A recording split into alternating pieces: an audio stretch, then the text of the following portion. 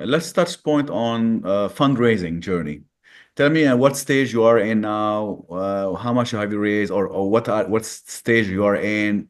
Tell me a bit more how people can go and raise funding because that's the ch biggest challenge in some of the startup that I've seen.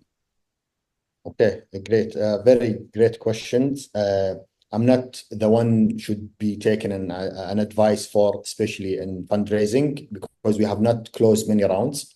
Okay. Uh, we believe every industry, every company has its own DNA in terms of growing, either by source funds of VCs or PEs and so on, or even relying on the cash flow and the growth within the company, and also the banks are there to help you as well to grow. So at the end, we have been through our funding rounds previously. We are in stage of Series A as well now, Hmm. but Hmm. we came to a point to realize that the growth will not be related only to how much you raised. This is just my honest answer, Yani. At the end, many people will say you cannot survive without funding. Yes, I totally understand that. But from our experience is if you fix today's problem, you will have a much better opportunity in creating cash flow to tomorrow for your company. At the end, nobody wants to cut some equity from their companies and Definitely. lose. But still, the VC's part in the industry or in the game in this stage, especially in the kingdom, is very crucial, very important to be there. Some companies will have to go through funding round, and it is win-win for everyone at the end. After a few years, if we find ourselves to be a part of the regional player in the market, and one solution was through a funding round. We would really welcome that. We'll be happy to collaborate with any VCs to run a deal. But at the end, we want to grow the company. We want to keep our company alive in the market through the tough times and through the good times as well. And we want to build something very reliable, because today Sweater has evolved in many cases or in many phases. One of them, today we don't own any bike. Why? Because we used to own the bike before. We used to own every single step of the operation. We ran everything.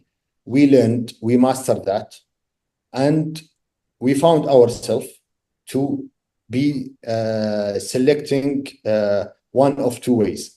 Either we keep everything under us, we operate every single action, or we delegate that to the people that would love to join us, and we focus on developing technology, marketing, sales, and growing the business. So today we have reached to that point where we have more than 60 service providers. We call them SSPs, our partners, Sweater Service Partners. Those one pillar of grow in the company. And then we have our end consumer. Today, we have also B2B, not as much as a B2C, but you would see that in the coming months, in the coming future, that we will be tackling or entering the B2B market very aggressively, because we see there is a huge opportunity and there are many problems to solve. And based on our experience, the numbers, we believe that we can enter this market with a very aggressive way, that we have to keep our partner, the SSP, profitable and delivering the same standard service for our end users, either B2C or B2B. I really love that model, to be honest. I mean, most of the company that are adopting, I think, that model of, outsourcing their services or last mile delivery, because you don't want to have too much assets on your balance sheet. Otherwise, you'll start, bleeding cash flow, and cash is a game if any startup. So you outsource, you do maybe revenue sharing or profit sharing. I'm not sure what is your model, but it's a really good approach because most of the biggest company that they're doing that using third-party providers to grow the business to scale. Otherwise, you'll be keeping assets within the company.